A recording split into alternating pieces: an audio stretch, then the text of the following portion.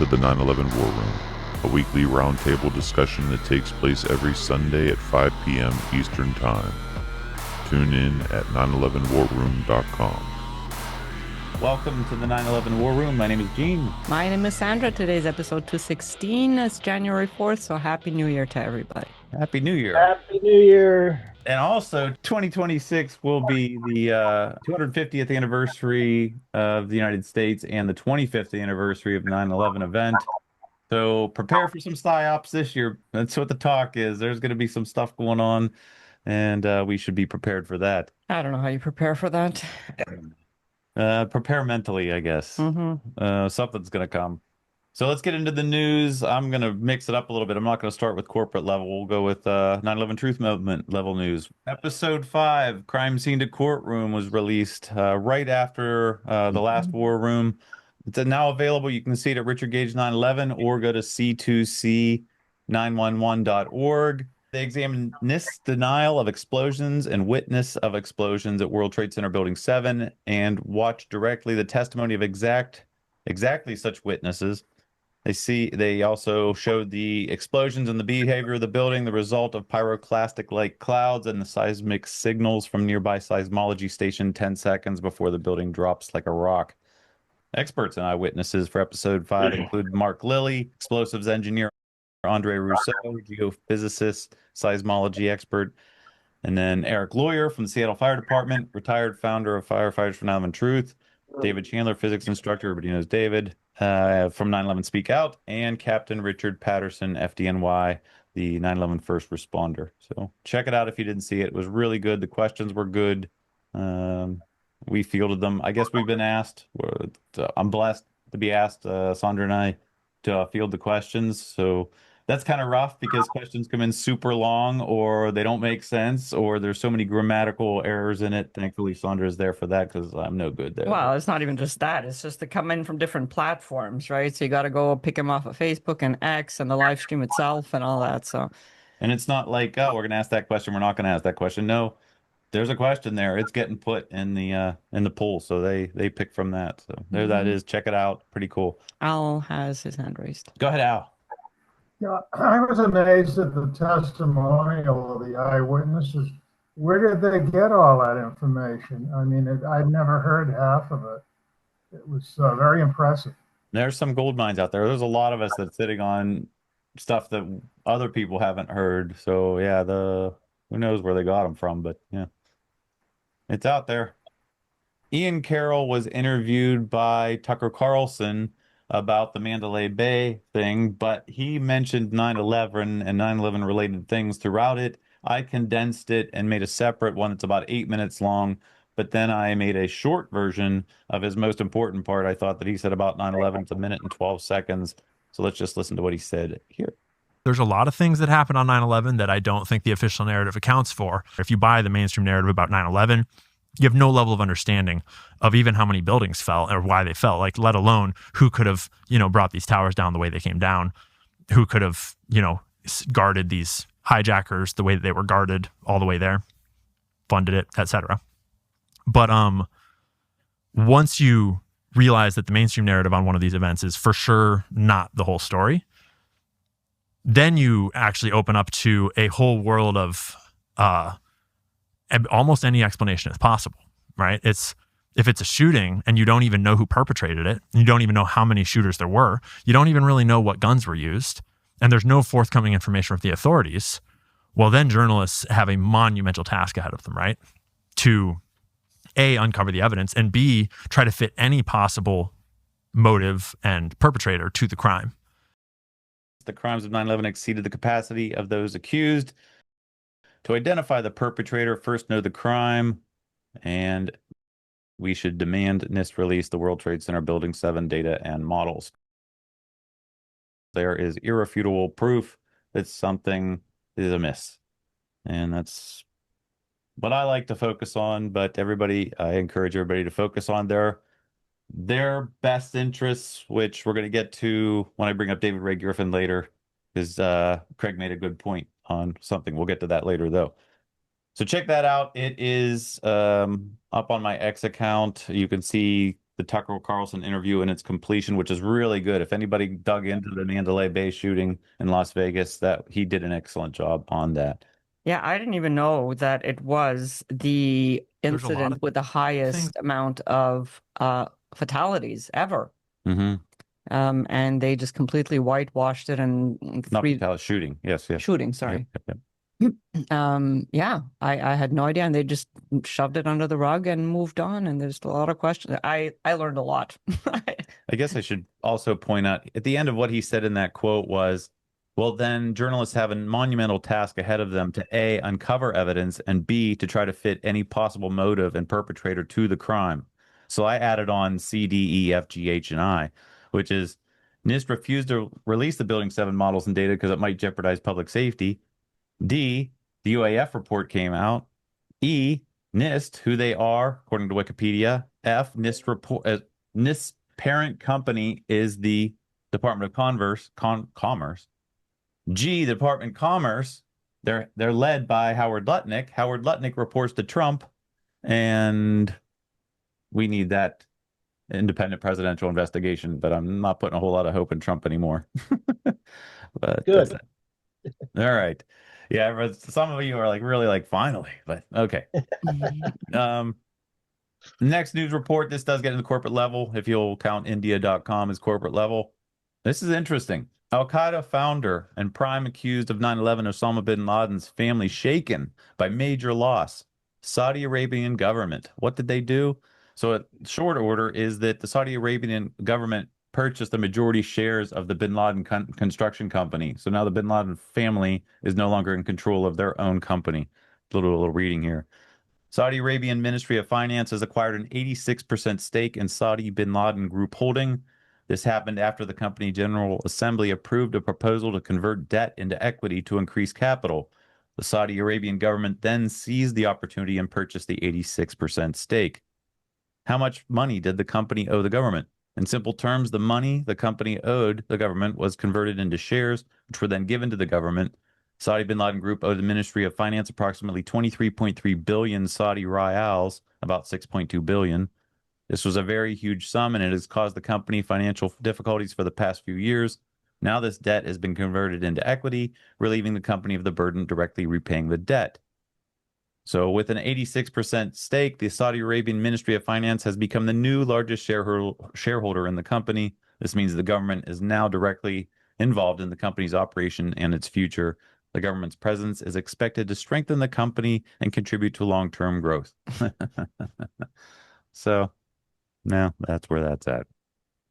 Next one we have, this is from Science Focus, why the death toll from 9/11 is still rising. We're aware of the whole dust thing. This is still an issue, but there were some points in this that I wanted to point out. I'm saying point too much. Most of the victims, 2,606, were ground casualties at the Twin Towers site. This is interesting. If you're into the numbers of what happened there, so we hear 2,977 people died that day. Specifically in the World Trade Center, 2,733. But of those 2,733 in the World Trade Center, 2,606 were down around ground level. That's amazing to me because, striking to me because most of the people were just about to get out of the building then, it seems. They were in the lower level, floor, ground level.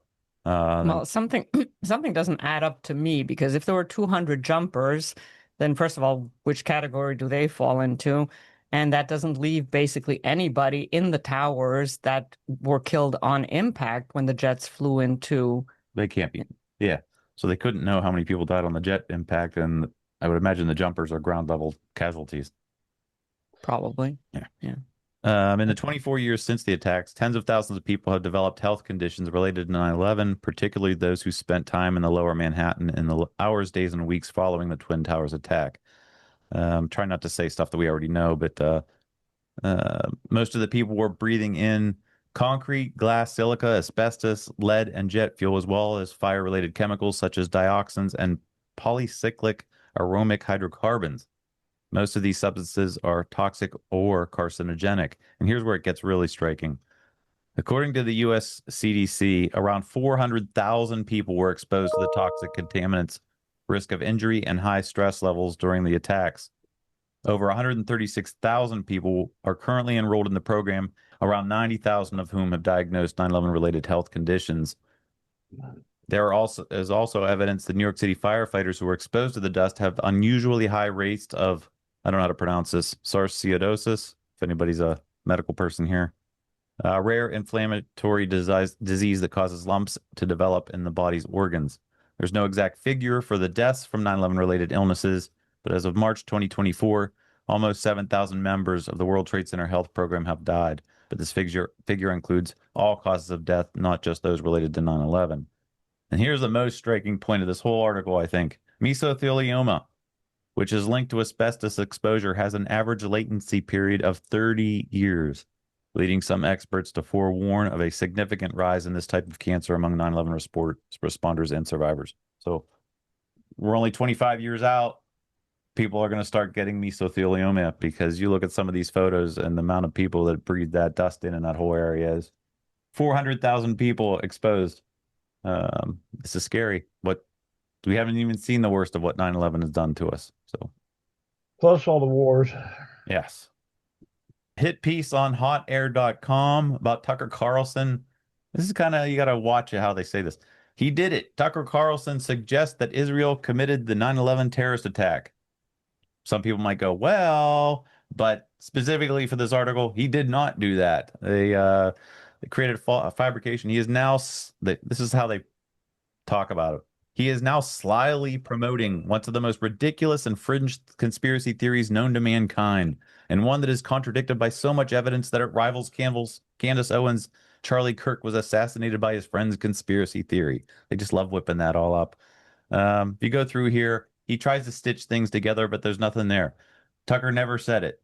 So I decided I was going to write a response to it, and on the X account, hotair.com, on their X, I wrote a very long message back to the guy calling out all of his ad hominems and logical fallacies and putting links and things to it and a nice little meme to catch his eye. And lo and behold, I got a reply from the author. He said, "Hi, thanks for the advertisement. By the way, steel doesn't have to melt to lose strength. You may have noticed that they heat steel to shape it because it becomes malleable. And I couldn't miss the opportunity." I said, "It wasn't an advertisement, as you know, publicly illustrating once again your gift of bearing false witness, which is not a follower of Jesus Christ would do. By the way, steel doesn't have to melt to lose strength as a red herring because it dismisses the fact that there were eyewitnesses of molten metal, which cannot be explained by fire. Check this out." And I listed all of them, from Leslie Robertson, Peter Tully, Richard Riggs. They're all here with all the links. And the most famous we saw from Chief Ravullo. You'd get down below and you'd see molten steel running down the channel rails. Here was a clip that Magnus shared with us a long time ago. Months after the Ground Zero was still an inferno of heat and smoke. There, look at there. It's smoking because there was a tremendous amount of heat generated by the fire, and there was a tremendous amount of steel there that was heated up. What you see there is as we uncover the steel and the air hits it, that steel is still hot. It's still at, All right. 600, 700, 800. I'm going to cut it loose there. James Corbett of the Corbett Report released a 5.5-hour documentary about Al-Qaeda and the false flags, secret history of Al-Qaeda. Check it out. It's on his site, CorbettReport.com. And this just is a reminder of all the amazing documentaries that he put out. He must have got a new graphic artist because he made new movie posters for every one of these. 9/11 Suspects. It was a fantastic series. 9/11 Trillions, Follow the Money. If you haven't seen that, you got to see that one. 9/11 War Games. The whole why were the planes flying around for an hour and a half, 2 hours. Fantastic.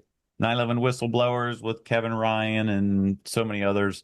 Just a fantastic bit of work that he does. Just James Corbett's something else. And I think we all can agree to that. So check out that all at CorbettReport.com.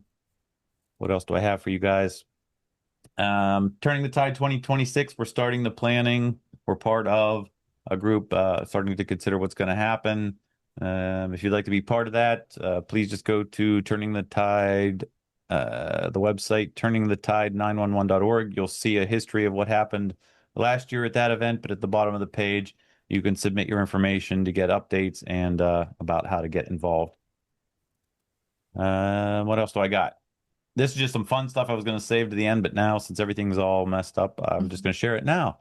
People have been doing this really neat thing on X with Grok, the AI assistant, to poke some fun at people, and I couldn't miss the opportunity to use it for 9/11 Truth. What am I talking about? So they're saying to things like, hey, Grok, please color the face of the pedophile black and the face of the war criminal red. And it's replying. This is AI doing this. So I don't know where to go with that. And people have some of them are hilarious, and I'm not going to go into any more of them, but I use it as an opportunity to say, Grok, color the buildings purple that the government says were not controlled demolitions, but there's evidence that they may have been controlled demolitions. This is a view looking northeast of the Twin Towers of Building 7, the reddish building in the lower left. And it wrote back, there we go.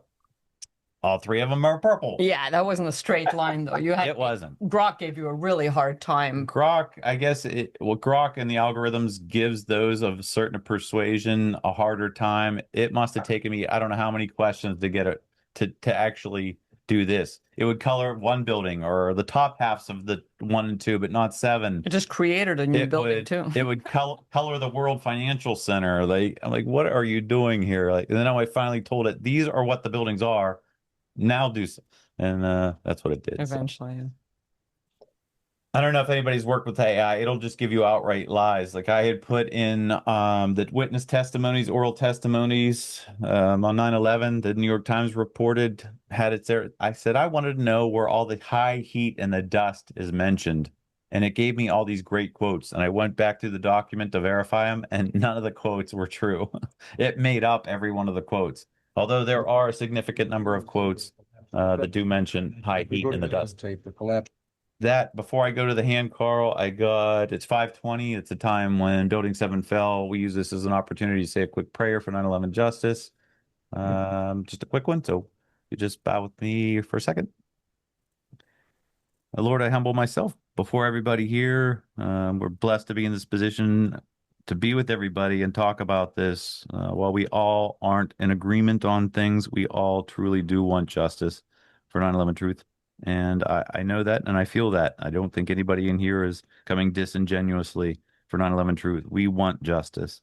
We just ask for blessings of protection that 2026 would carry us forward, that we would see and attain new levels of getting that. And we thank you for this in your name. Amen. Thanks, everybody. Carl, what do you got?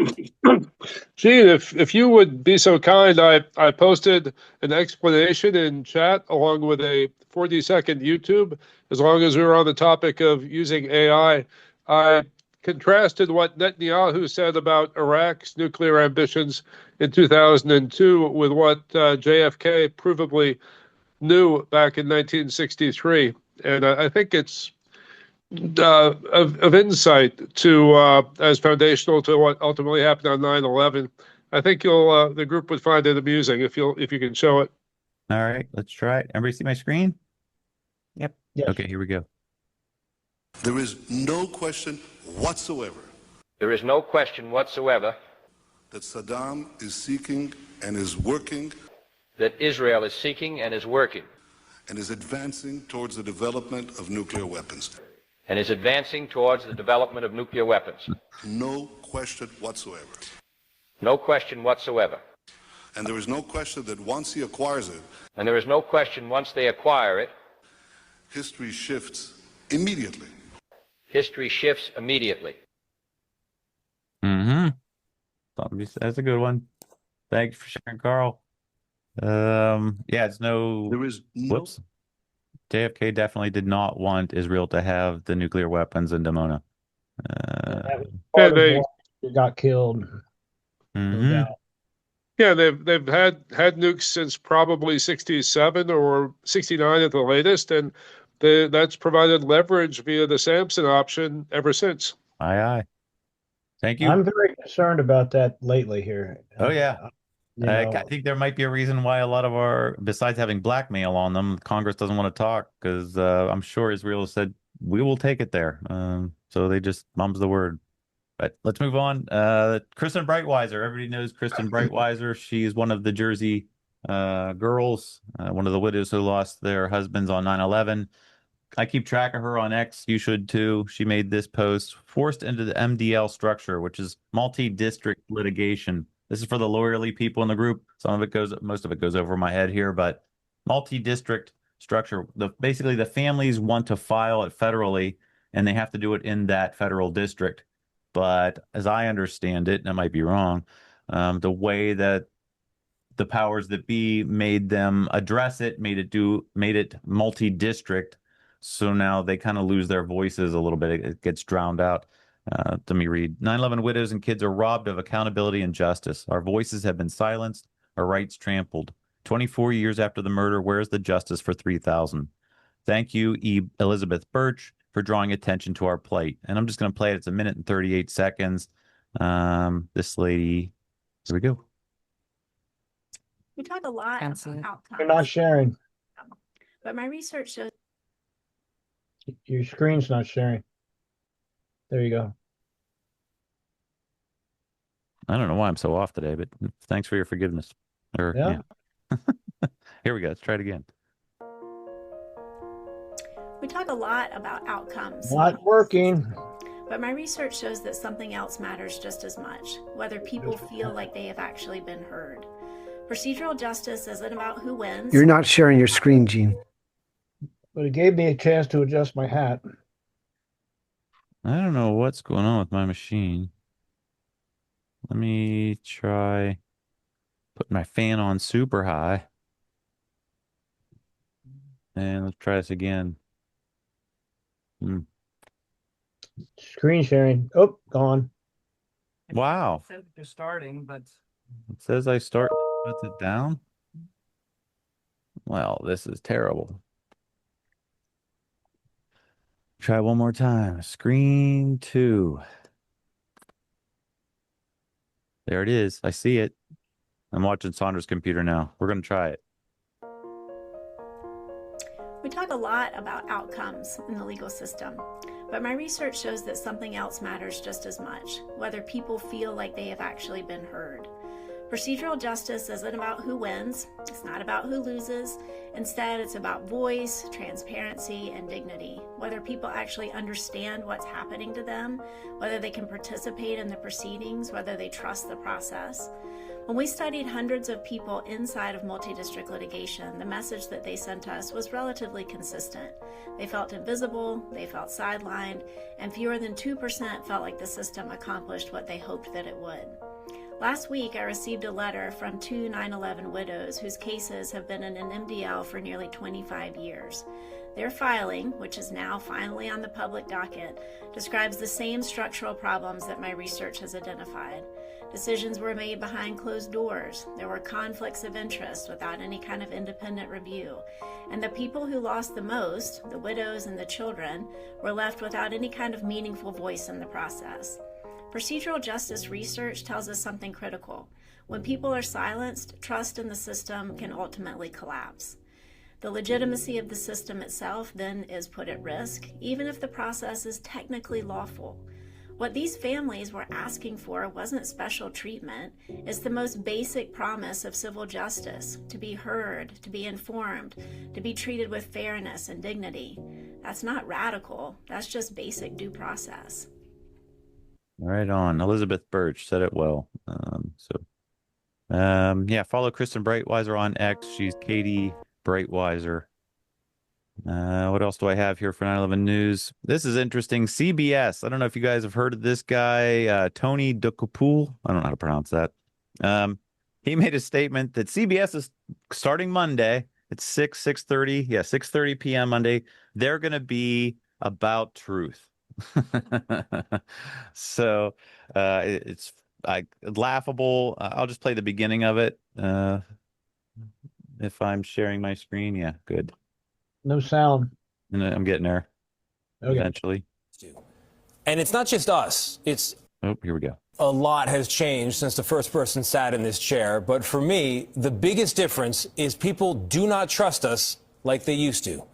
And it's not just us, it's all of legacy media.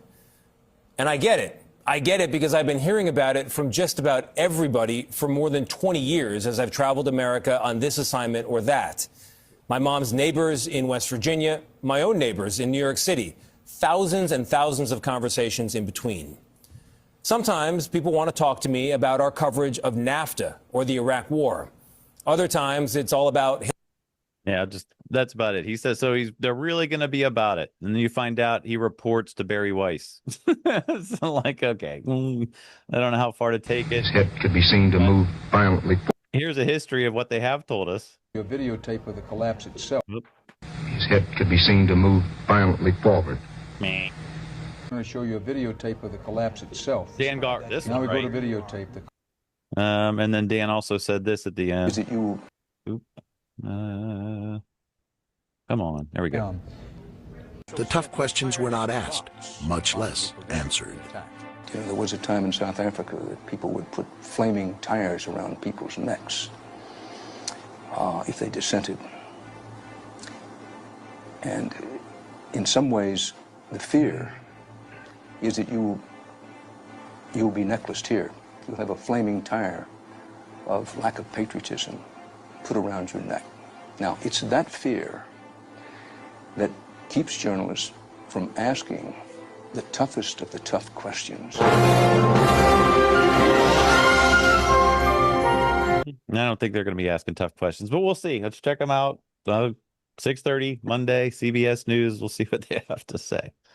Last thing I wanted to mention, Boston 9/11 Truth is going to have Dr. Richard Ellifritz on January 8th. He just spoke at David Ray Griffin's lecture, third annual lecture at IC 9/11. If you haven't seen that, check that out.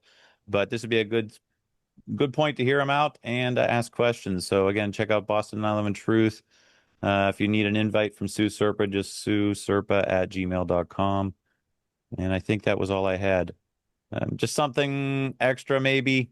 If anybody follows Ian Carroll, he uses AI to scour news articles in a way that we can't do as individuals. Like if you had, 1,000 pages to read through and try to digest where the gold nuggets are, to do that would take an immense amount of time. Well, he's creating an application from the Claude AI platform where you'll be able to put all the files in it and then be able to intelligently ask what to do. And it's contained. It's not going to give you bias like Grok or ChatGPT. It's named not after Whitney Webb, but Gary Webb, if anybody remembers Gary Webb. It's going to, all this pattern recognition, cross-reference, time analysis, it just allows you to dig deeper through the information. And they're in the process of getting completed. If you want an early release on this, you can go to the website. It's theweb.io. And at the bottom of the page, if you want early access, put it in there. You know I did, because I want to put like terabytes of 9/11 information into this thing and ask a lot of questions. So let's see. That's all. Gary Webb got his journalism degree at Northern Kentucky University, where I've also attended. Yeah, right on. It's pretty cool. Did you not want to cover the thing that Ian Carroll said? Oh, about, I guess it was in your longer clip. We'll go to Craig, and then yes, I will find that real quick. Yeah, to me that's critical. Yeah, you're right. Go ahead, Greg. Yeah. Okay. Thanks. I'm coming to you from my new living room, so I'm very excited about that. Despite the the lack of wall decorations, it's a work in progress. But anyway, it's way more echoey in here than I'm. Anyway, I don't know if you can tell that. I wanted to mention that this week we have. You mentioned Richard Ellifritz, and this may seem a little weird the way this has worked out, but we also have Richard Ellifritz on the 9/11 teleconference, and not meaning to stomp on Boston Group's night or anything. I think we'll probably get. I mean, he's got so much detailed stuff to say that I think we'll find the two are probably distinctly different, and the questions will make them different. And I'm actually looking forward to being part of the one on Wednesday, and then also going on Thursday, because I think He and I are kind of settling on an angle, I guess, for him to try and do on Wednesday. So hopefully it'll be completely different. But he's a fascinating guy, and I haven't got the agenda for that out, but it'll go out tonight. So that's this Wednesday at 8 Eastern. And so anybody that has not been on that conference before, you can check out the agenda when it goes out, and the Zoom link will be there, and that's at 911teleconference.substack.com. So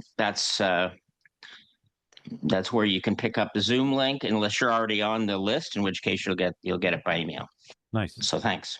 That was a last minute thing, because last time you were on the call, there wasn't any specific guest yet, right? So yeah, no, I'd put out some feelers to him. I didn't realize when I first did it that he was already coming to the Boston one. But I did sort of, we were kind of looking for somebody for January, and it just kind of, normally we wouldn't end up with the same guest, but sometimes these things happen. Well, it happens, and I'm sure that Sue and Al are not taking it that way. And I hope not. I'll be there on Thursday anyway, guys. Right. Sue and Al. Craig, I just wanted to ask, could you repeat the link to the website for the Wednesday? Sure. Yeah, it's 911 teleconference. Teleconference? Teleconference. Yeah, exactly. You put a slash in between the 9 and the 11? No. Never. No, just 911. They don't like slashes in URLs, I don't think. That's true. That could be. Yeah. So 911 teleconference .substack .com. Yep. Yeah. Cool. Thank you. And I did thanks, find, Jane. Wednesday at what time? 8 o'clock Eastern, 5 Pacific. There we go. I should put that in there too. 8 p.m. And is it TELE? Yeah. Yes. All right, Gene, I think we should just make the rest of your show a commercial for our teleconference. Are you okay with that? Like, make graphics for it. Well, not that I'm taking you up on your offer, but you said if you're settling on an angle with Richard on what to discuss, can you say what it is, or you just want to wait? Well, I have to. I'm sort of in like I have to get him to be okay with it. So I'd be telling you my idea, but I don't know if my idea will be his idea. Got it. But hopefully, if I'm able to reach him tonight to confirm it, then in my little write up about his talk, it will be made clear in there. So hopefully later tonight you'll be able to know. Thank you. Go to Diana. Hi there. Whoops. Painting studio, as I usually do on Sundays. So I just wanted to mention on New Year's Eve, I went to a party and there was this couple that were from Washington, and they said they were peace lobbyists. So I was like, oh, that's cool, and I mentioned in our 9/11 Truth Conference, the guy would turn away from me and ignore me totally. Both times I mentioned it. At first I thought maybe he didn't hear me. I tried it again and he just turned away. And then I found out he's Jewish. So it's amazing. They're peace lobbyists. That's what they do. That's all they care about. They have a peace train and they were talking about it, but they don't want to hear about 9/11. And how do they feel about the Gaza situation then, if they're peace lobbyists? I didn't get there in the conversation. The guy didn't want to talk to me. But I was at the table so I could hear what they were talking about. So right. Yeah. Well, you sure go to a lot of parties, Diana. You have quite the life. Yeah, that's true. Before I go to Carl, I did find the link to Ian Carroll. I'll try to share this again. So there was something concerning that Ian said to Tucker in that conversation, and I wrote him about it and asked him to retract his statement or restate what he meant by it. I don't think he I don't think he meant. We'll just we'll see. We'll let it see we'll let it speak for itself. So let me share the screen, and that is why you see us. Not working. Why does it keep doing that? There's gremlins in this thing now. Let's try this. There we go. All right. Let's try this. I think I have it queued up at the right spot. Tucker asked him, "What are you going to work on?" And he says something a little odd. It very much looks like it's to send a message. Where will you be sort of starting research next? I'm shifting back to focus on corporate corruption in America as well, because in a lot of ways, like the big, like tinfoily, like 9/11 kind of things, they're fun, but like how your food is being poisoned and how the corporations are being incentivized to basically shit all over us and take all of our money, like those sorts of things affect our day-to-day lives, right? Private equity affects like real people every day in America. So that's a very much more grounded thing that I'm trying to focus on. Yeah. Tinfoily. What got me was tinfoily and fun. I'm sure people can make 9/11 tinfoily and fun. But well, what struck me about it, and just for the record, those little add-ons, the stuff that's Gene's overlay to the video. This was not all part of the video originally. Just Gene trying to make a point when he addressed Ian. What bothered me about it was that Ian Carroll has been on the scene for about 3 years. That he's been relatively known, became very well known very quickly just because of his insane amount of research. And in 3 years, even if he started before, you can't really go into depth on any one particular subject, even though he tries. He is unbelievably well read. He shares the way he does his research. I mean, should explain that he was a schooling for a teacher, so he has that background. Yeah, he has that ability to communicate information and make it malleable for people. You want to say something else? I did, but I forget what it was. Go ahead. All right. And so even with the insane amount of research that he does, when you're delving into everything, he just did this about the Las Vegas shooting and shared how much he had to research that. And he's all over Charlie Kirk. He's all over the whole Israel agenda. I mean, he's just covered so many things. And what concerns me when he says that is, my question is, how much has he really looked into 9/11? He did say earlier, and I remember the other thing I was going to say, which adds on to that. He did say he was 9 years old when 9/11 happened, but that formed how he looked at everything because he knew it was a cover-up. So he agreed. I mean, there's no question that he agrees that it's a cover-up. The question for me becomes, what sources has he used to look into it? And if he says that it's tinfoily and fun, is that because during his research, obviously, I'm guessing the first thing he came across was controlled demolition evidence and nanothermite and whatnot. But as he's digging further into it, is he coming across all the other theories? Is he coming across the no-planers, the CGIs? Is there so much information out there that's fogging up the picture that, and some of it so ludicrous on the face of it, that it kind of taints the whole idea? And does it discourage people from looking further? Because if every time they turn a corner, there's another theory. So that's why and I'd love to hear him, explain it further what he meant, because there's nothing fun or tinfoily about 9/11 at all. But 25 years later, all the theories that have come out could be contributing to people. So, and if he's saying that, then what are other people saying? And is that what's blocking us? And that's exactly why it's so critical to keep focusing on the most critical and credible evidence.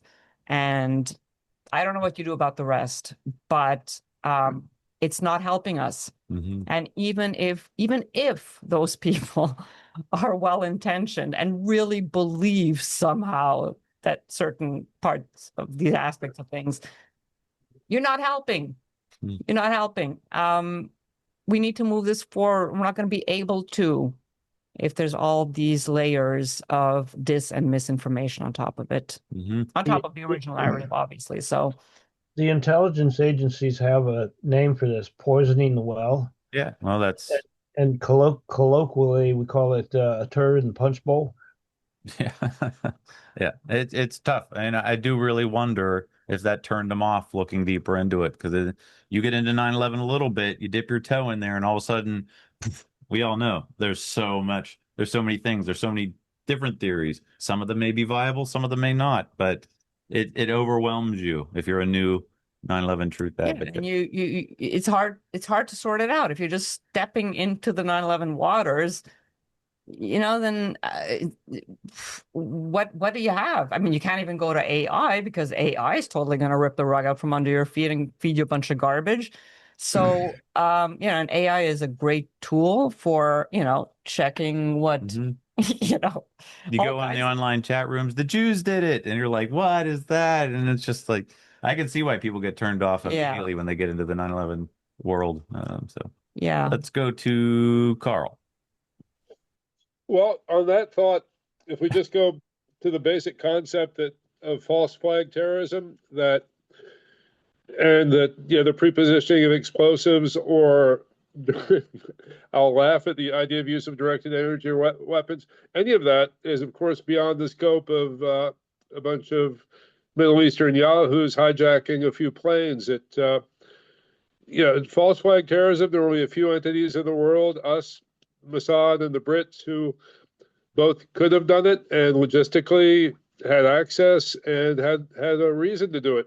I mean, even the British probably are frantic that, they want that canal built through Israel and through Gaza to, replace the Suez Canal, so that, that they maintain a degree of profiting from, the routing of shipping to Europe, as opposed to it going overland through the path that the Russians prefer. They're working with the Chinese, the overland route, versus historically going through the Suez Canal. Okay, but you're going in the wrong direction there. The reason I raised my hand was to ask Diana, what was the name of the family who used to have the 9/11 related gatherings in Bethesda? I think it was Bishop.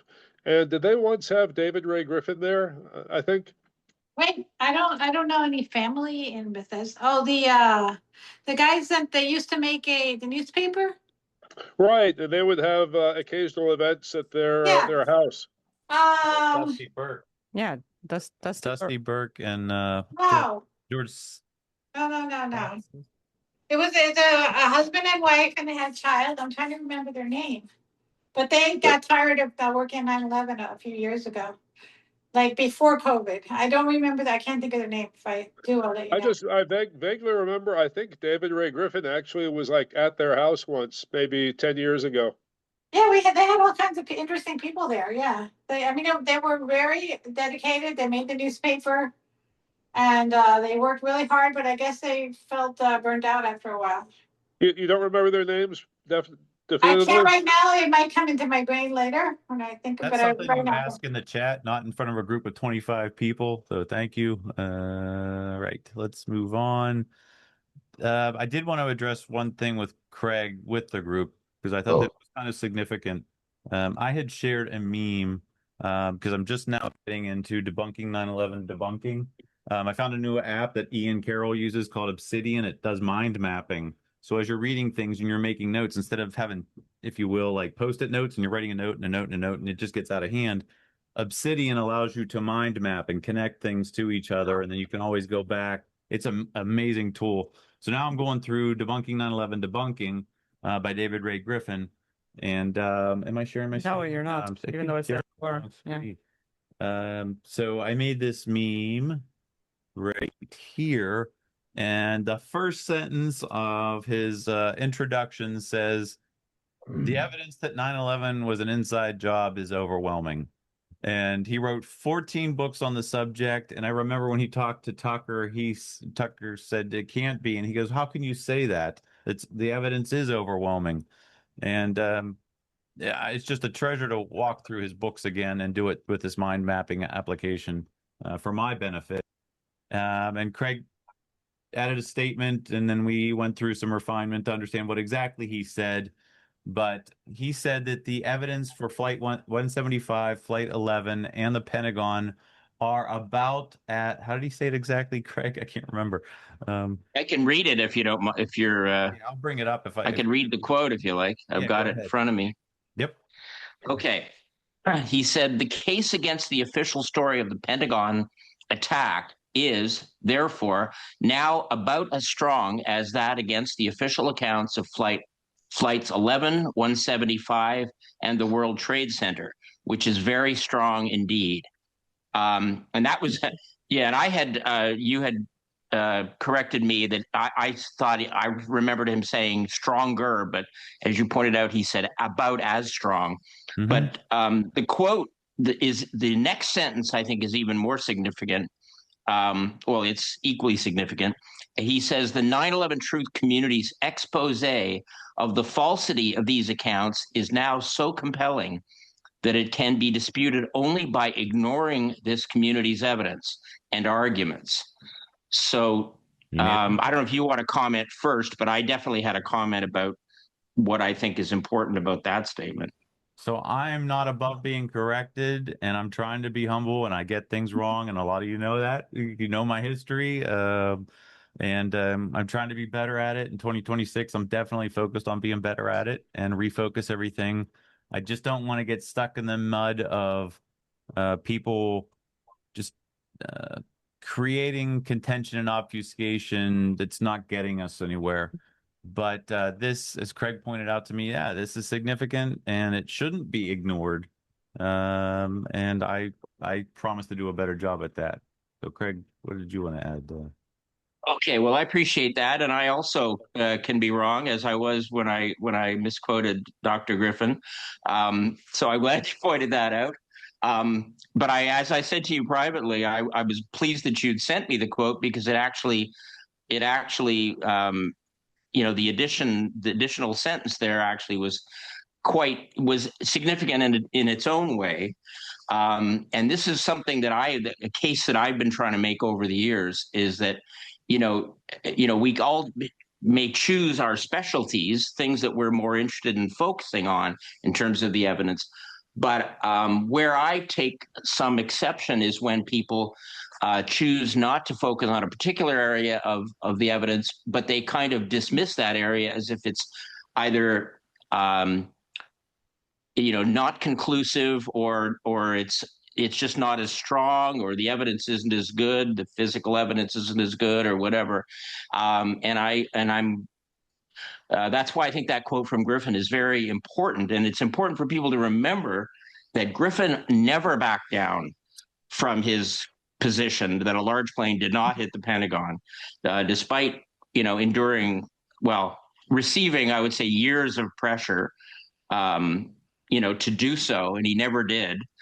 So I guess the conclusion from that I get from it is that the Pentagon evidence is just as important. It's not identical, it's its own thing, but it's just as important as the World Trade Center evidence, because I believe it is overwhelming also, as Griffin did.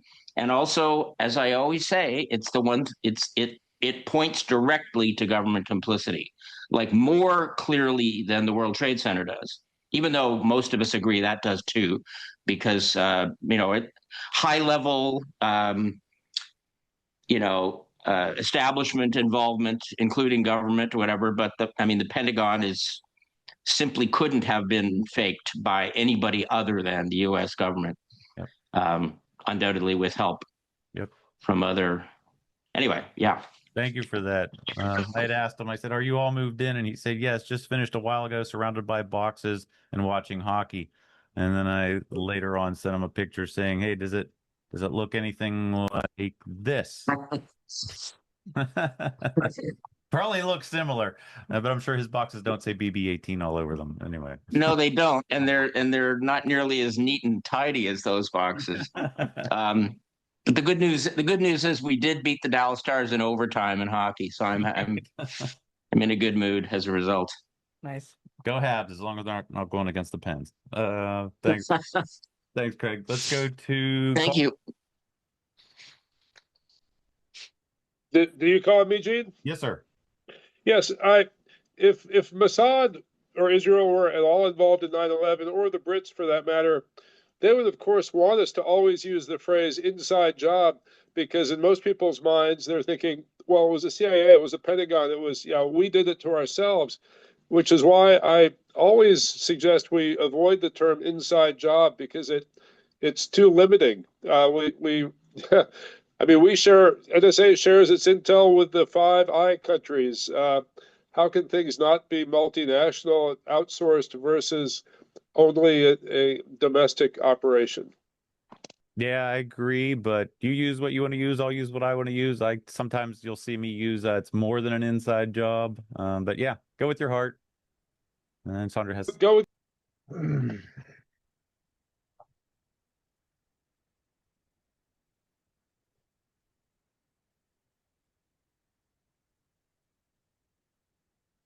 I was trying to unmute myself and I hit the power button.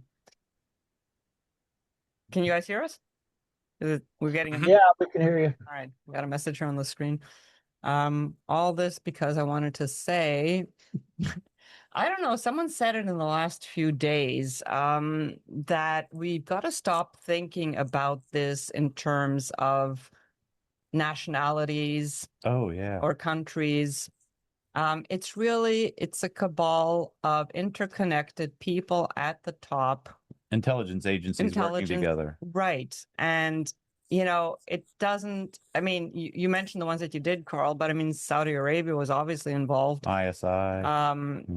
There's so many that it's not about specific countries or nationalities per se. These people, they don't care really, I don't think, what country they're part of, as long as they get to, do what they do to rule the world and get away with more powers. So is it going to be the most powerful countries? Of course. But it's not about the countries. I don't think the borders matter that much. Mm-hmm. And I'd like to remember who said that, because it was really well put. I can't remember. I can't remember. All right, the table's open. Just remember, gentlemen and ladies, there's no fighting in the war room. Go ahead. I like that one. Go ahead, Lou, you're up. They're transnational criminals. Yep. We just need to call them criminals. Yeah. Whether they're oligarchic or mid-level, or George Washington used the term in his farewell letter in 1796. He used the term tools and dupes, and it was an Alexander Hamilton written letter. If you've seen Hamilton, which is really good for us that enjoy history. You say in that farewell letter, he said, we should never have a favored nation status with anybody. We should not play favorites with any other nation. And that's why, we should have a Coast Guard and a Navy, but a standing army. They also argued against having a standing army. We should have National Guards in the States. So thank you for listening to me. I yield. Thanks, Lou. Magnus in Norway. Oh, thank you, and Happy New Year to everybody, and great work, and wow, the news was crazy today, Jean. I have to share some of them to the firefighters here, because they're very interested in your work here. And I wanted also to say that Richard Gage's store wasn't especially good this Christmas, because the shipping to this address didn't work, so I had to support Ted Walter twice and Richard Gage later this month because of that error. Well, thank you, Magnus. I was asking, do we have time for a few short videos? Yes, we do, and I got one queued up for you. This is what you're known for, and sometimes you find some truly good nuggets. I'm going to send you one now. Here we go. The first one starts at 3:39. Yeah, thank you. Here we go. You know what I mean? That's the way you got to run. And then all of a sudden, it happened all over again. Building 2 got hit. And then, I don't know that. I just know something else hit us to the floor. Right in the basement, you felt it. Walls were caving in. Everything that was going on. I know of people that got killed in the basement. I know of people that got broken legs in the basement. People that got reconstructive surgery because the walls hit them in the base. Yeah, basement explosions witness. Yep. I love seeing everybody every day. Yep, and Willie Rodriguez said at least 6 seconds before the plane hit. Yep, Thank you. Next one, unknown explosion you have here. 24 seconds. Yeah, Smoke still pouring out. You heard Sarah Wallace earlier. It says Vault Raider 7, but I don't know. A couple calls reporting an explosion at the Embassy Suites hotels in Battery Park City. Jeff Rawson, at about 11:15 or 11:10, was reporting live and said he heard an explosion. We want to get an update on what might be happening down there because that's new smoke rising. Next one, 37 seconds. 2 or 3 minutes later, I started talking with one fella named Bobby Call. And Bobby told me that he had been down about 8 floors, 10 floors, heard the announcement, and had come back up. And as he was telling me this, boom, boom, this double explosion, and our building shook. Boom, boom, this double explosion, and boom, boom, this double explosion, and boom, boom, this double explosion. Yeah, we got the point there. Double explosion in the one of the towers. And the last one, this is long though. So did you want to go somewhere in this one? I have to see which one it is, actually. Oh, let's try. Continue to bring you some of the day's biggest top stories. We want to. Oh, just started from the beginning. From the beginning. All right, here we go.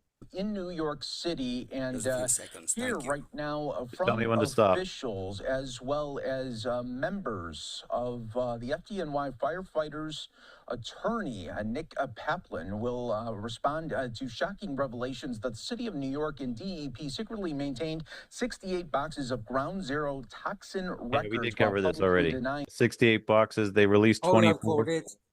Huh? Say it again? Covered this story before. Have you covered it before? This Yep. story?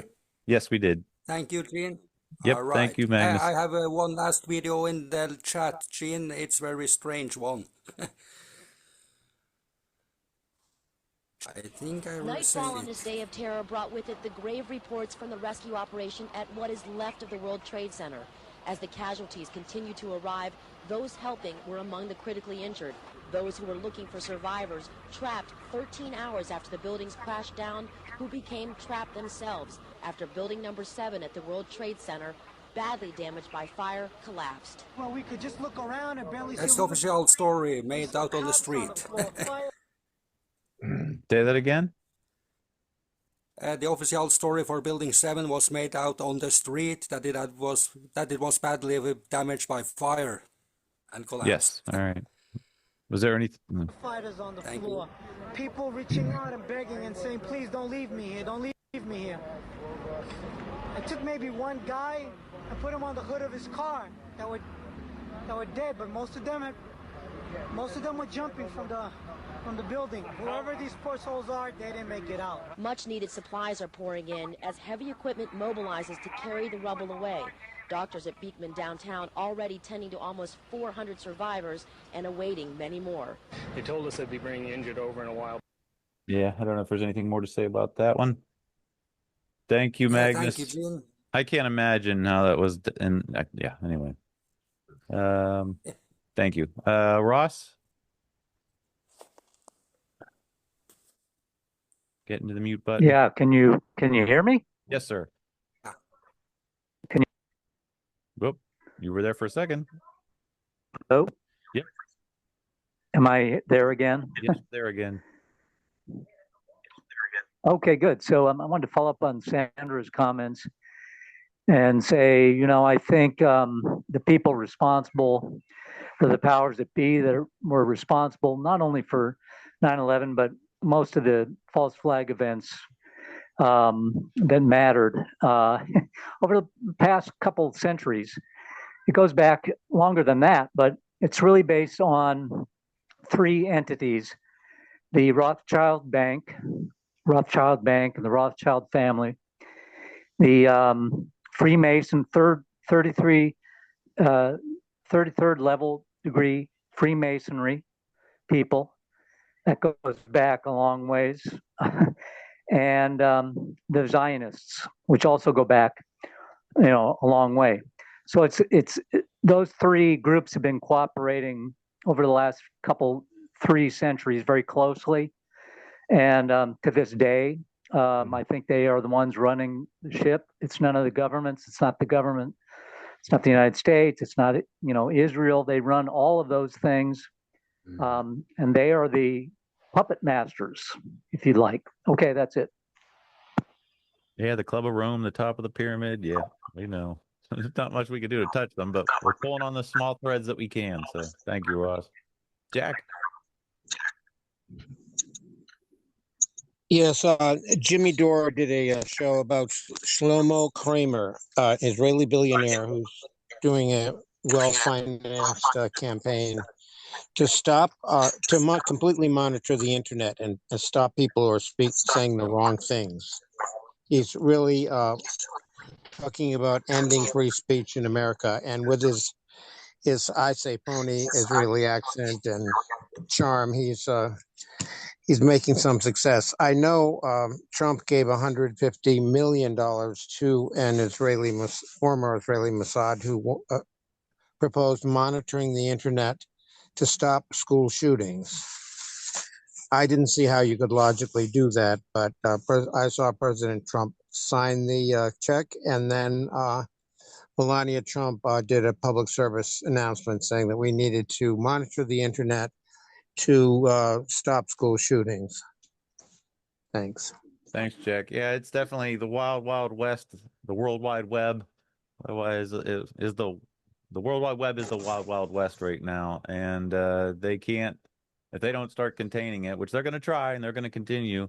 But we're in a wild time right now, and we actually have better voices now on this internet than they want us to. No longer, the mainstream legacy media is dying, and you're seeing people like Tucker and Candace and Ian and folks like that speaking out. So just be prepared, because 2026 is going to get wild. So. I think that also I left out that I see a lot of ICE action. Those black SUVs are all over the place, and they could be used to capture people who are speaking out, because they've grabbed a lot of American citizens. And there's certain stories you haven't heard down there, but in New Hampshire, of breaking people's windows and dragging them out of their cars, and later they're found to be American citizens. But it costs several thousand to get your car back and get out of jail and all that. So it's scary. Day. 13 colonies and the redcoats were coming across, and they were in their farmhouses. That's modern day today now. The Patriots, that's us. We're still fighting. So, well, to Jack's point, and it's, I mean, of course, they're framing it as it's for your security, whether it's to prevent school shootings or, to prevent other kinds of violence and stuff like that. That's, it's always that, right? It's for your security. Patriot Act for your security. Everything in the COVID measures was for your security. So here we go again.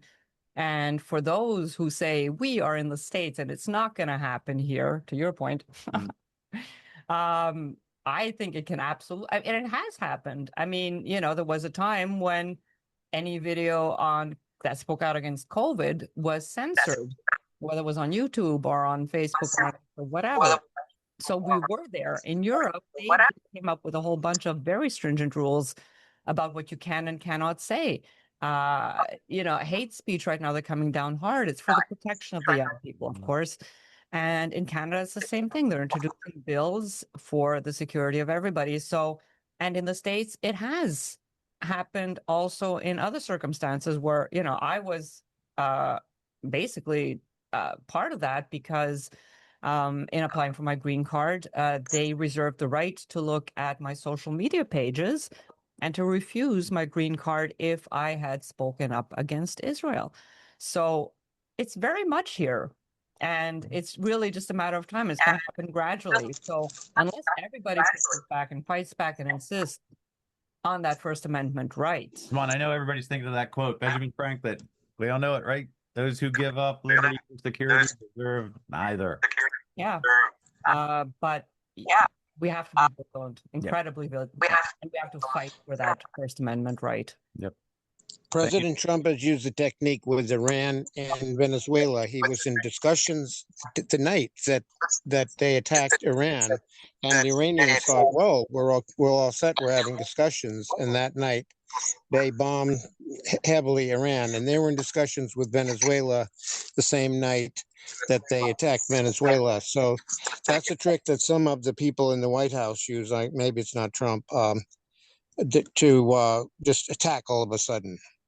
This is funny you bring that up because in the debunking 9/11 debunking, I'm still in the intro. I only made it to page 3. I spent 6 hours and I only got to page 3 because that's how I will. Gene likes to overanalyze every paragraph. Paralysis analysis, but it's to my benefit because I just go down every single rabbit hole that I can. But it talked about Bill Christensen, a former CIA analyst, and I went down what he was saying. He was saying this stuff 20 years ago about the issue with terrorism in Israel and the world, and you can't allow them to help form policy in the United States, and they'll be attacking Iran, they'll be attacking all these countries that we've been seeing them attack. This is all still part of the plan. This has all been going on. They haven't come away from it at all. So now that you see Venezuela, who's the sorry, I'm a little bit scattered right now. Hang on for a second. Chase Hughes. Some of you listen to Chase Hughes. He had mentioned how.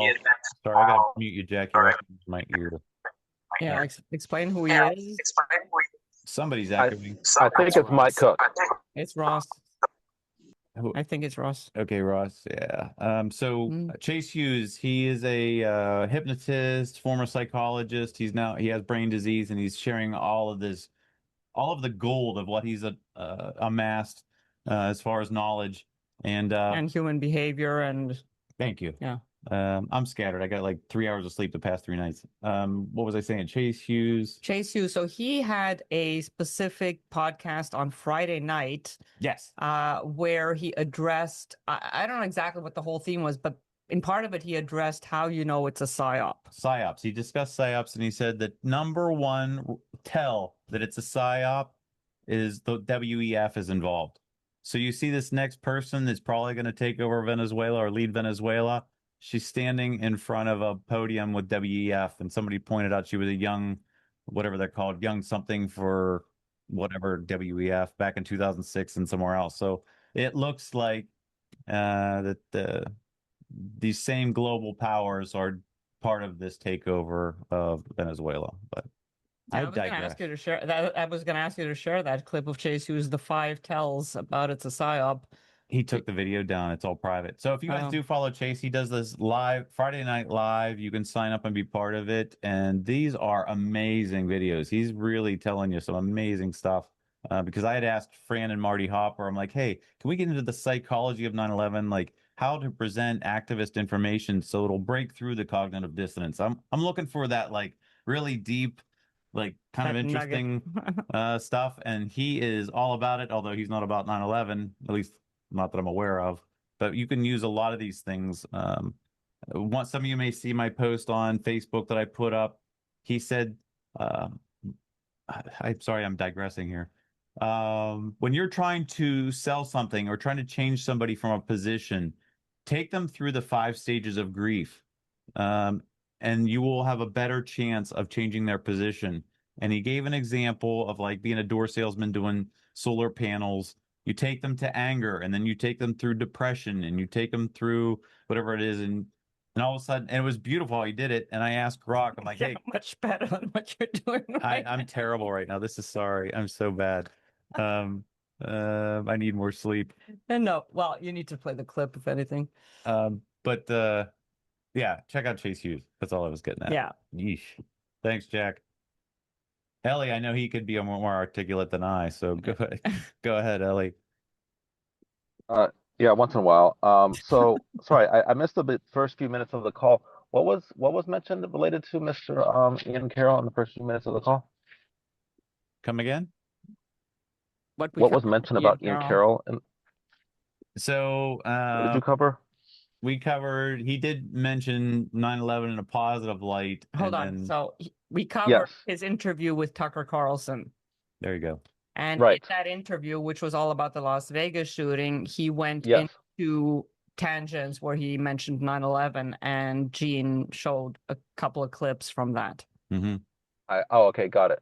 Yeah. The short version, if you look at, so the 8-minute is the more exhaustive of anything 9/11 related that he mentioned, but I put out like a 1 to 2 minute clip, but just shorter on X, where he just talked about that, just 9/11 in a positive way. Got it. So my question, okay, so the reason I asked that is because, and then, to also reflect on Ian Carroll in general. So you mentioned, because I know you mentioned later his comment about it being tinfoily and fun. I do think that there can be a level of enthusiasm about researching 9/11, and maybe that's what he was referring to, and certainly him being young, as you mentioned, when it happened, he doesn't have the same associations with the trauma of 9/11. So I think and because there's so many rabbit trails you can go down, it does feel like sometimes it does feel like some sort of weird adventure, if you're not associated with the trauma of what happened. So I think that's what he was getting at. And I don't think he experiences on a daily basis the impact of 9/11 like he does with other aspects of the world that we're facing. So I think that's why he made that statement. But I don't think it's necessarily. I think what's more important about Ian Carroll is people keep asking the question like you asked. How did he get so popular? He's only been doing this for a few years. I mean, the answer to that is really because he puts out an insane amount of content, right? He on social media, he became so big on TikTok and Instagram because he was putting out tons of content every single day with his face on it, and that's what got him a huge amount of followers. And he's also essentially a streamer, which a streamer is someone who live streams in front of their computer for hours a day. That's also a way that he got a huge amount of attention and still continues to do so. So I don't think so it's not even that he's an expert at anything, is that he's become a figure because he puts himself out there so broadly, and because he knows a little bit about everything, right? And so if we had someone who was focused on 9/11 that was also committed to like creating huge amounts of content on social media, I would think that their level of attention they would get would be similar to what Ian's getting. But regardless, I have asked if anyone has tried to make contact with Ian, because he clearly is a supporter of our work, as you guys have called out in the past. And I'm assuming we haven't made any luck there, but I think that that's probably like the next best step, is to try and make contact with Ian and see if there could be some more clear partnership, because clearly I do think he is movable in terms of the 9/11 question. So you are more articulate than I am. That was well stated. And I have reached out extensively to him by his web form, by email, even on his posts for many, many months now. Even did one of the super chats where I donated money. Yes. And he gave a shout out to us there. So we're working on him. And he knows who Richard Gage is, and he spoke. Yes. You remember that, right? Yeah. So it's not trying to reach out to him that there's been no contact. It's just been extremely difficult. We don't have an indirect line to him as we've had with other podcasters, which obviously would have helped. I was going to say what helps Ian Carroll also is he's very relatable. He's very down to earth, and he's just pleasant to listen to. He's very. What's his name again? What's the name again? Spelled Ian is IAN, Carroll is 2 R's and 2 L's. CARROLL. Yeah. And he just was in a niche. He's been at this 3 years. He was a former teacher, like I said, or went to school for teaching, and hit the groove of TikTok before they really clamped down on censorship, and just sort of rode the wave and became popular. And yeah, Candace Owens gave him a shout out, so that boosted him up, and now him being on Tucker is just going to boost him up more. So yeah, check him out. And then I have one more question before I go, and that was, given all the number of people who are interested in investing in the Pentagon, does a website exist that is focused on specifically the Pentagon? Sorry, what? Sorry, because there was an interruption there. There was music playing, but yeah.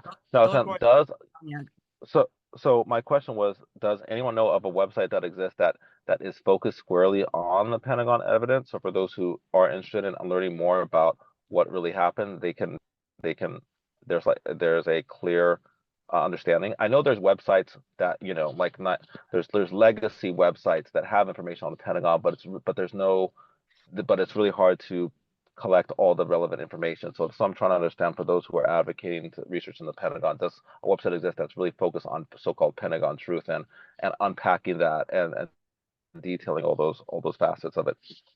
David Cole shared a Pentagon site where you can click on little circles on the alleged flight path, the little circles outside of the Pentagon where you can click on things.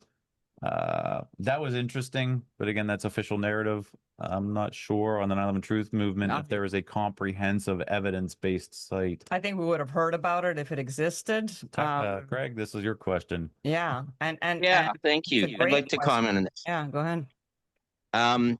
Yeah, I mean, there isn't a single sort of all-encompassing site. I mean, I don't think there is for any topic, honestly. But what I would say is, first of all, I think that the citizen investigation team, the group that interviewed witnesses at the Pentagon and who put the plane on a different flight path, they have a website and they've had it for years, even though they're not, super active these days as a group, but their website is there, and it's citizeninvestigationteam.com.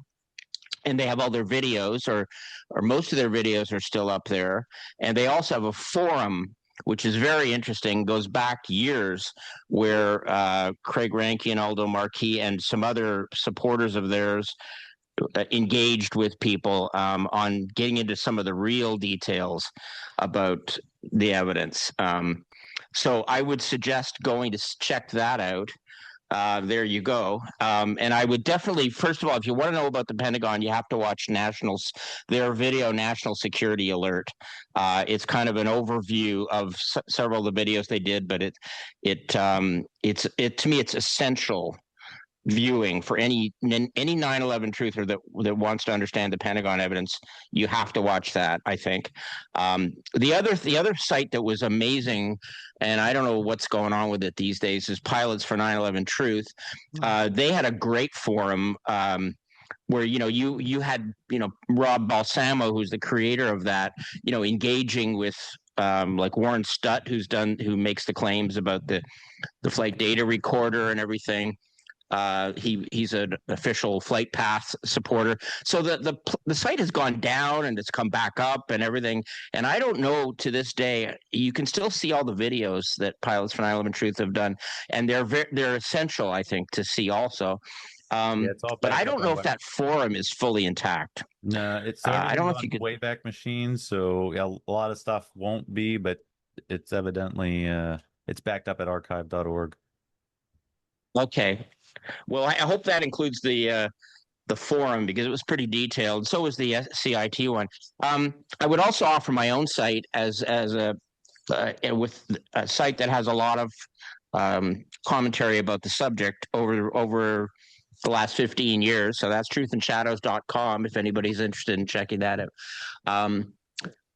But yeah, so I don't know if you have a place to find all of it, but maybe that's something that, who knows, that could be in the works right now. You never know. I mean, the more I'm listening to all of this, the more I think that it would be absolutely fantastic to have a site where all the information is gathered and broken down, in terms of, one section on damage, one section on the flight, one section on, whatever, debunking. There's so many aspects.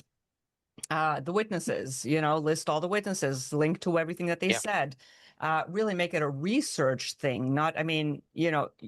Everything that you mentioned covers like a part of it in a certain way. Yours is with articles. The CIT team has their videos and you talk about forums and stuff like that. But to have really just one website that's broken down by categories, linking to all the evidence that exists, And I would say that the people who are the most invested in the Pentagon, if they can work together and amass everything that they have and compile it there, that would be extremely powerful. It would become a reference site for anyone. Just as a thank you for that. We'll go to a final comment by Ellie, and then I want everyone to be cognizant from now on. At about 6:30 is when I would like to start the process of wrapping up. We still got about 6 hands, but go ahead, Ellie.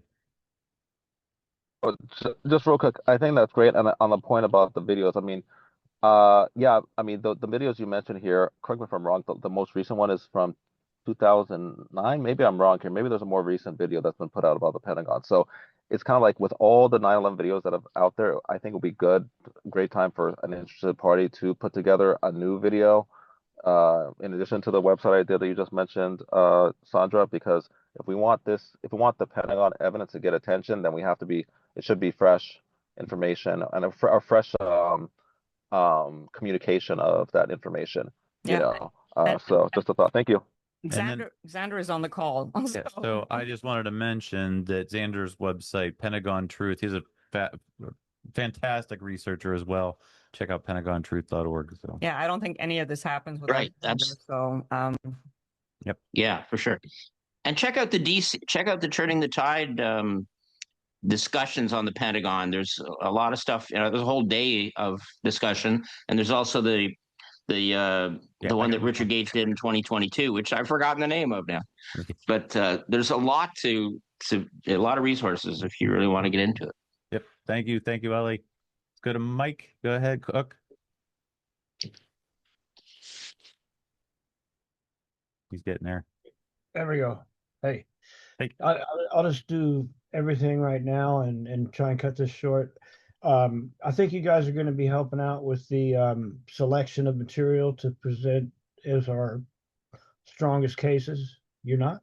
No, we're not part of it. We're just listeners like you that try to assemble it to make it nice and presentable for the rest of the 9/11 Truth Movement and know what the heck's going on. I'm talking Ron Johnson's thing. We just hear about it. We share anything. We keep our ear out of the rail and say, hey, this is what we hear is going on. So that's about it. Yeah. And if you share anything with us, we'll share with you. But I'll talk to Richard about it. The thing I wanted to bring up was the uninterruptible autopilot. I think that one falls through the cracks a lot. Everybody says they could not fly the planes. Even if they could, they can take control and fly it from the ground.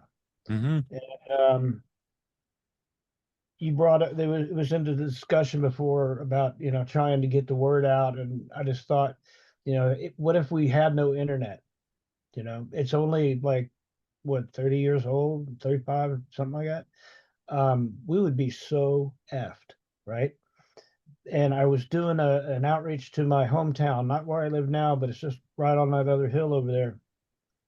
And I've done that to all the local city councils.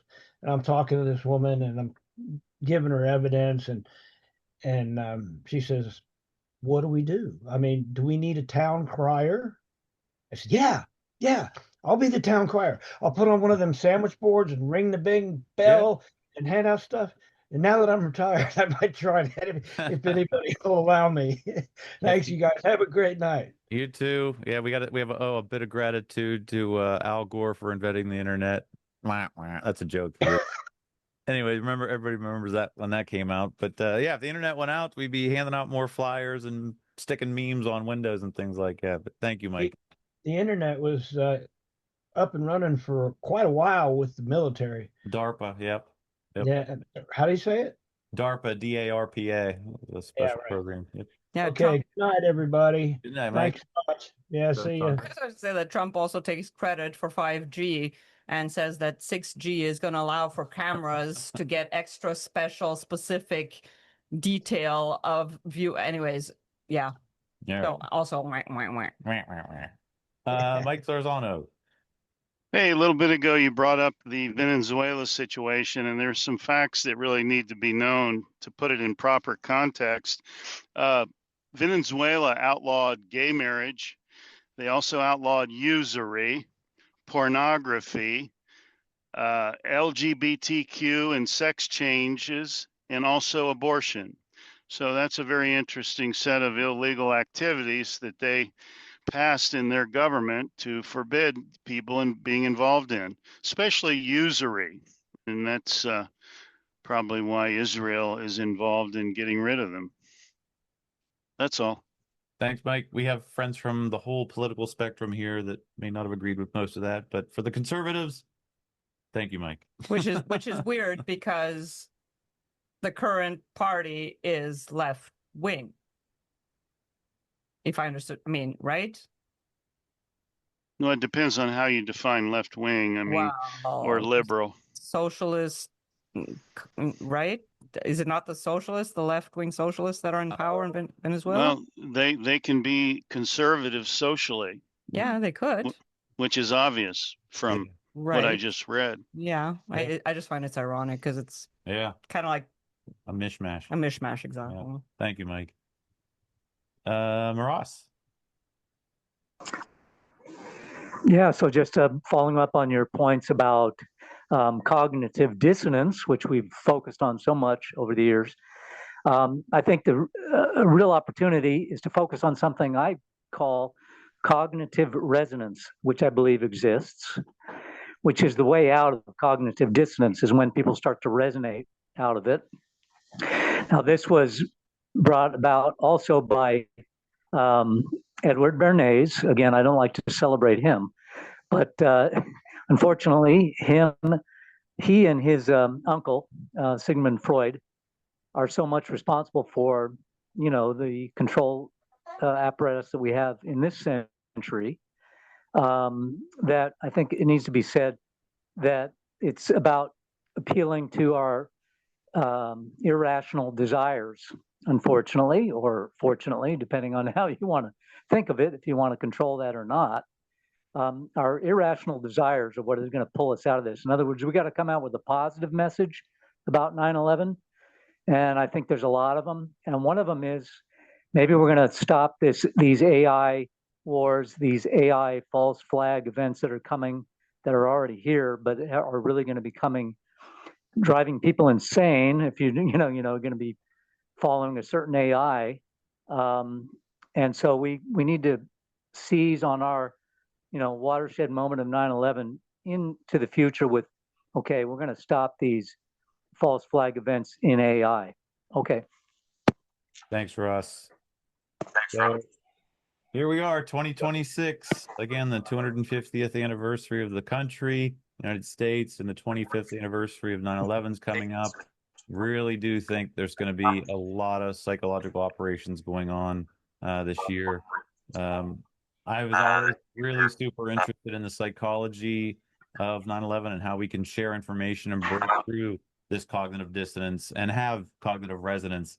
I got to hand it to you, Ross. You're good on the coining terms. But with that, the last thing that I wanted to share before we go around the room was this from Chase Hughes. And he discusses how you could walk somebody through changing their position by using the 5 stages of grief. And I find it fascinating. So here we go. It's not too long. As soon as I find the mute button. The volume button. Unmute. And start getting them to...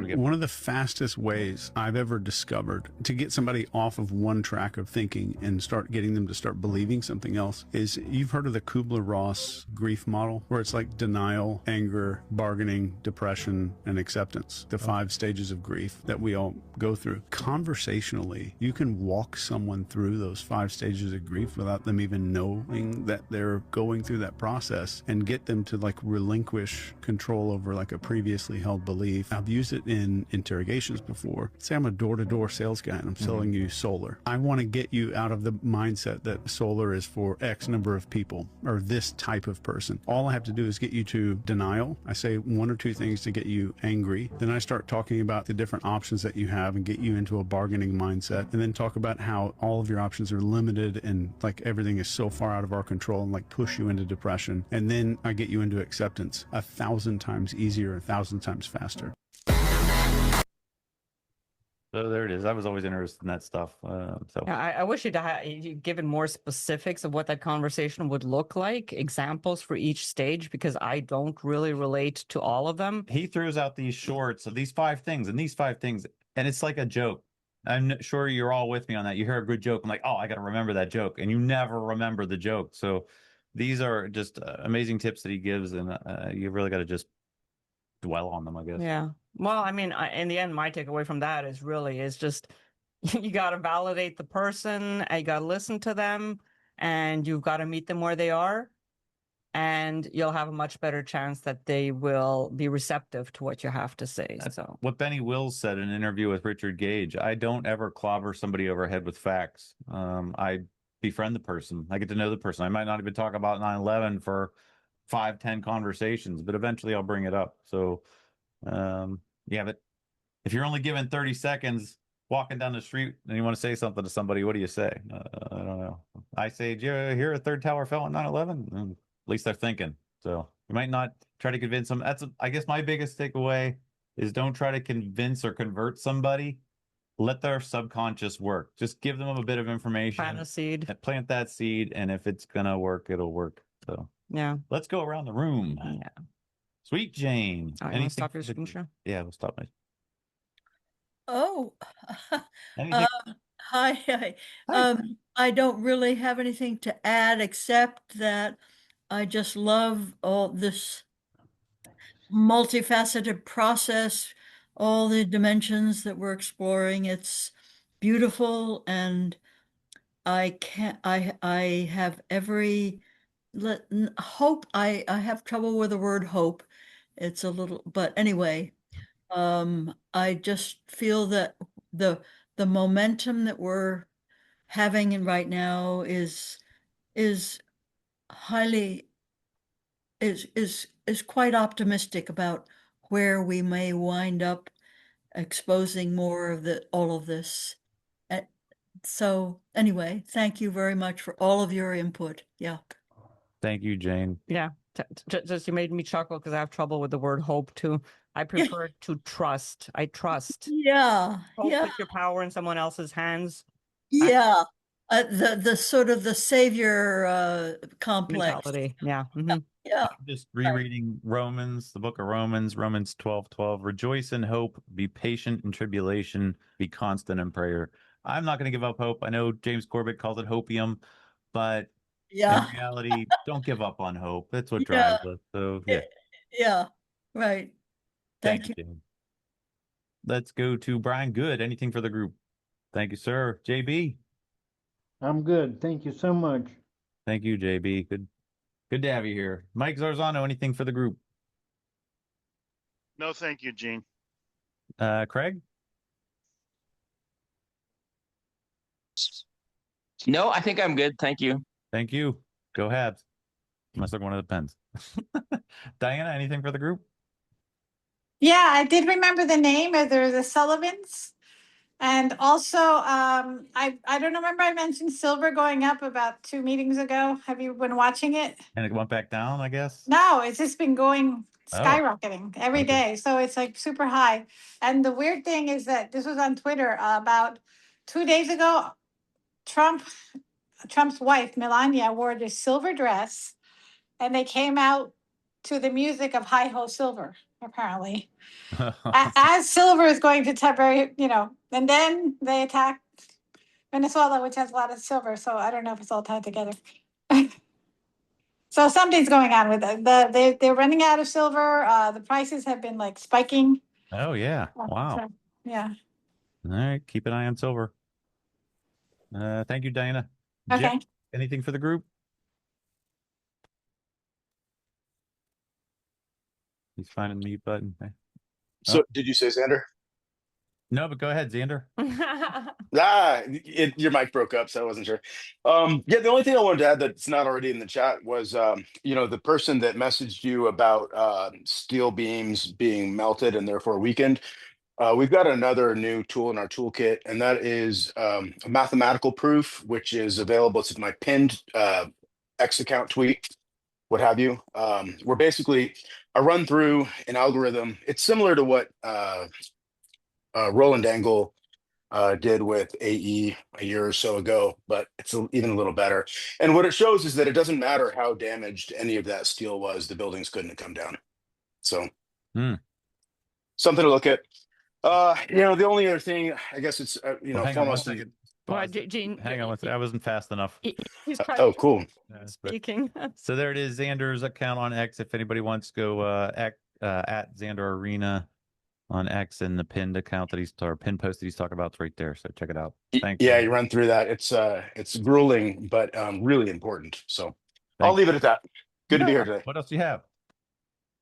Just frustration with Ian Carroll's interview with Tucker. A lot of things. He's very popular and he's good at conveying information, but he's not an expert yet. And so some of the channels and stuff that he was promoting heavily, which are now undoubtedly going to just gain a ton of traction, have a lot of issues with the analysis. Yeah. I think that Saudi Arabian thing is basically a massive red herring to deflect from the high incident project, which is the initial declaration of what that was.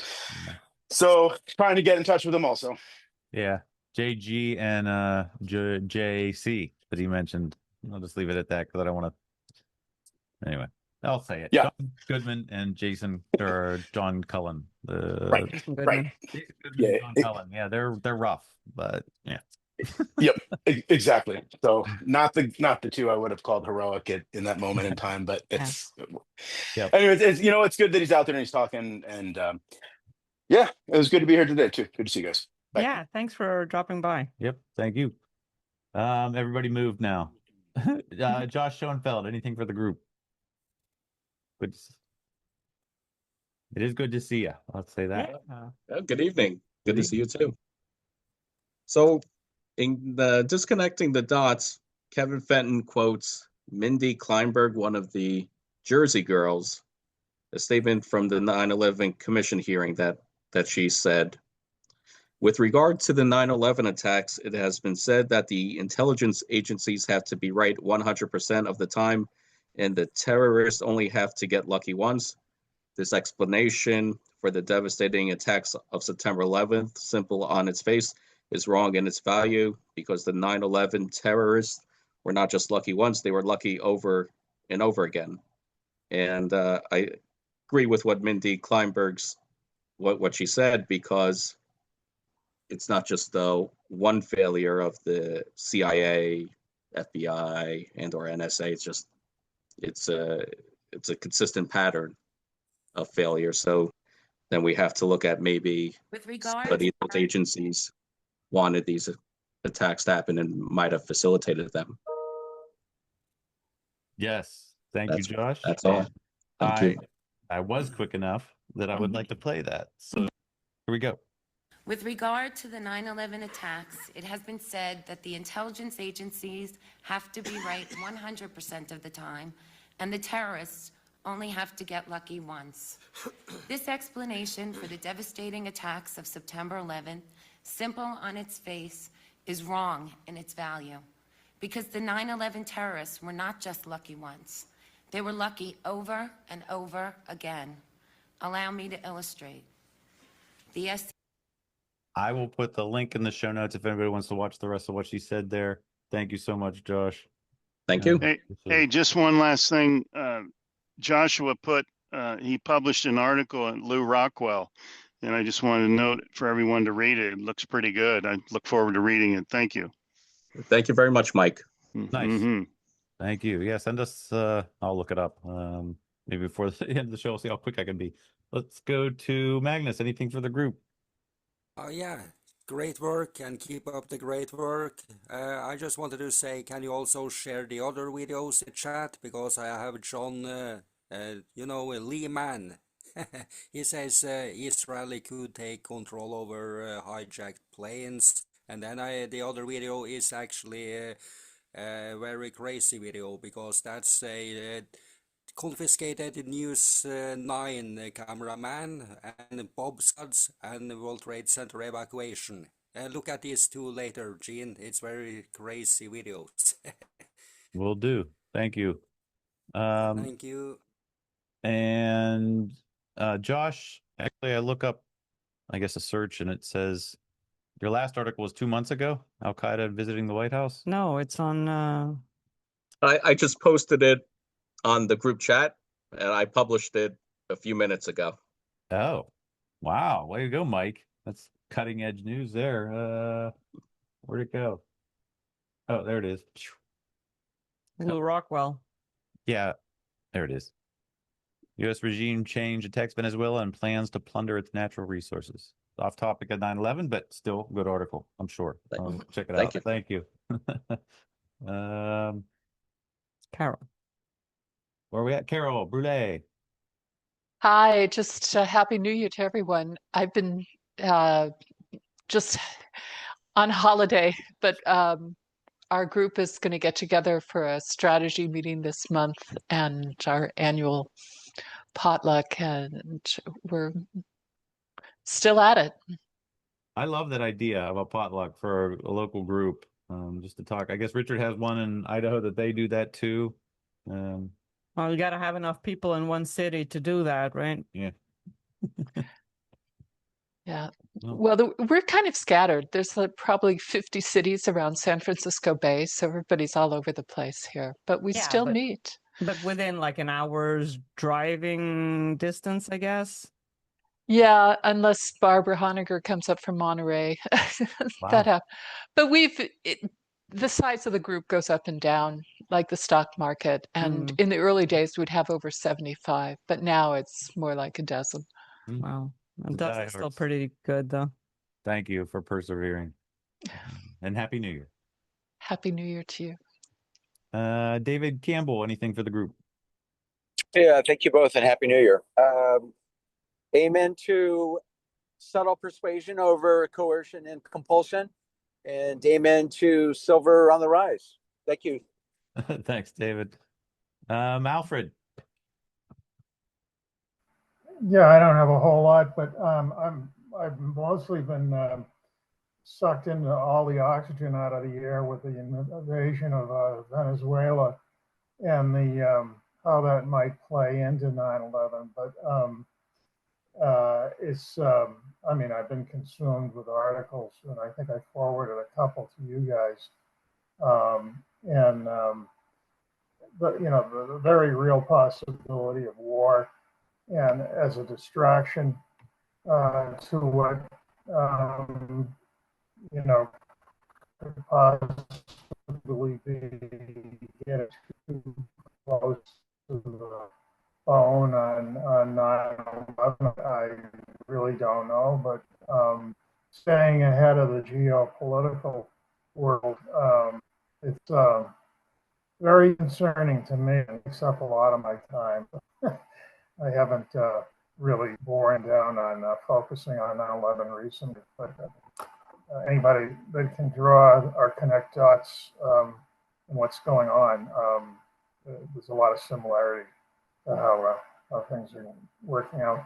Anyway, end of story. I don't have a lot to share, but just good luck to everybody. Happy New Year, and looking for a big breakthrough this year. I really hope so. And oh, by the way, I did listen to Crime Scene to Courtroom, and that was excellent. I really have to say, I heard a lot of stuff that I didn't know about, and I thought I knew everything.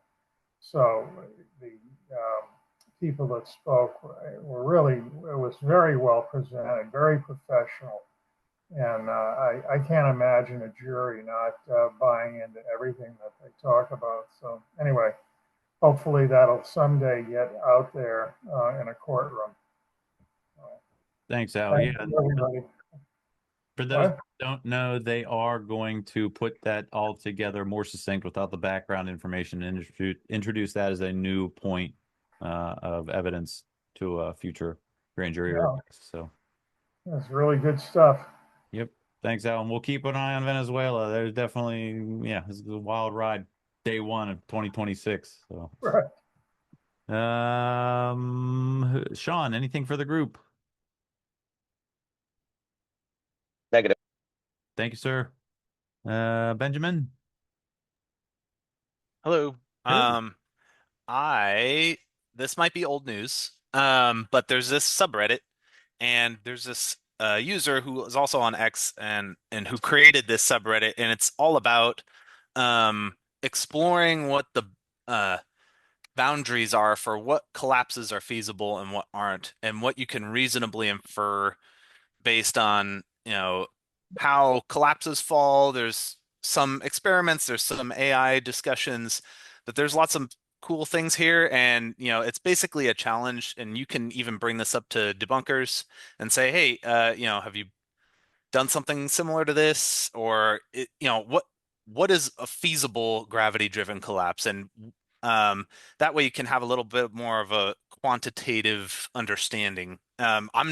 I'm still at the beginning stages of trying to understand that, but this was one resource I thought was cool and I'd like to share. Thank you. And I find it hilarious that one of the things shared is a video that I made. That's great. All right. Check it out. I didn't even know that's out there. Very cool.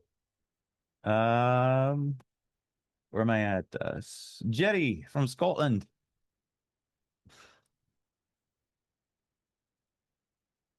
If he's there, come on, Jerry. Last week he didn't have a mic. I don't know. Oh, you got a mic back yet? I'll check back with Jerry. Susie, good to see you made it. She joined at 4 p.m., but now she's here. Anything for the group, Susie? I just want to say Happy New Year to everyone. I really enjoyed this session and the various things that were brought up. One of the things that I've been noticing with regard to Venezuela is that, some of us are a part of the pattern, and then others of us are recognizing the patterns. So more and more every day, I just learn how the thunder's rolling. But thanks again. Thank you, and Happy New Year to you. Mike. I don't know which mic it is. Figa? Yeah, Figa, yep. Yeah, I mean, I guess this year is shaping up to be really interesting. So I think pushes from us and also pushes from the powers that be. And I don't know how many people on this call, I don't want to divert, but people should follow the Charlie Kirk assassination because it is damning, how blatant it is. Yeah. I don't know who the best source is, but, feel free to check in with Candace. And there are definitely a lot of independent people doing good work. Hopefully she doesn't get caught in any psyops. I actually think she might even be right with some of the recent material. But yeah, do check into that because it's kind of like, we're not going to let a JFK happen again. And it is so in your face. It is going to be interesting to follow. I think it's more, well, I can't say more. It's blatant. They're lying to us. They lied to us about 9/11. They're lying to us about Charlie Kirk. And it's and it's interesting because it has a core of newer people, left and right, obviously more on the right. But they are not going to let go of this. And yep. So, yeah. Yep. The bots and all the other stuff, just like we see on 9/11, they're all over it. So that's the other weird thing, just as a comment. They're almost convinced they can create a false reality. I don't know what polls are on the various things, but I think they're just flooding the internet zone and acting like, yeah, we're just going to define a reality, even if the people aren't down with it. So, Thank you, sir. Cheers. But great work. Thank you. Hey, Roy, anything for the group? Even though you came in like yeah, right. Well, I was down at the lake with my dog, and we were having a good time. So we didn't come back. I actually kind of forgot about it. No, what I do have something. It was a couple of weeks ago. I was saying that I was trying to figure out how they created the illusion. That's how I put it. I remember of Flight 175 and the South Tower. And I didn't get any cooperation from the advocates of both of these schools. But what finally happened was that somebody sent me a couple of links in response to a certain question. I don't remember what the question was. Oh no, it was about Trump. It was about Trump and what Trump was doing in relation. Oh, the 5G, or wait a minute, no, excuse me, the directed laser weapons on his new $5 billion battleships. So I got a couple of links on that, and it turned out that one of them linked to Morgan Reynolds asserting that both CGI and 3D projection were used in relation to Manhattan and 9/11. So I just now posted that link so you can see where Morgan Reynolds said that, and that's what I have. Sorry I showed up so late. That's great. But I'm just gonna. I think that's disinformation or misinformation. But go with. Well, different people have different opinions about what constitutes disinformation, and some people think you're disinformation. You know, That's so you could fine. say somebody else. Yeah. Yeah, they could think that. That's fine. They can check it out. You put the link in the chat. Yep. Thank you, Sandra. Anything? You're welcome. No, really not. I'm pretty good. All right. Thank you. Don't forget Jack. Oh, Jack. I thought I got you. Go ahead, Jack. A lot of information about the silver. Who brought that up, by the way? Yeah, but we don't want to talk about it. No. This is significant. It's connected. A woman brought it up. I forget who it was. Diana. Okay. Anyway, I've seen a lot of evidence that there was, and also Venezuelans saying that all their central bank silver was stolen on the night that the invasion happened. C-5A planes landed, which is American planes, and that's important for what's coming up. Landed and unloaded big trucks and forklifts, and they went to the central bank with guns, took the silver, loaded it into the planes, and left the trucks and the forklifts there. Now, I found something that was indicative of skullduggery when another video was produced saying pretty much the same thing, but saying, oh, this was China and Russia did this. Yeah. There's no way you could get into an air base held by the U.S. China and Russian planes could land and do this. So that was disinformation. But I have heard it from a lot of different sources that we did steal that 847 tons of silver, and it's very cynical that Melania would be wearing a silver dress because it's kind of celebrating the theft of that silver. Interesting. Okay, that was relevant. Thank you. This is going to be a bumpy year. Hopefully for the positive. So everybody just get ready. Buckle up. Yeah. Thanks for being here tonight. Have a good evening. Great week. Let's all talk next time. Yeah. See you next Sunday. Thank you for being here. Thank See you. you next time. Love you. Night. Bye, thanks. 40 block. Gentlemen, you can't fight in here. This is the war room.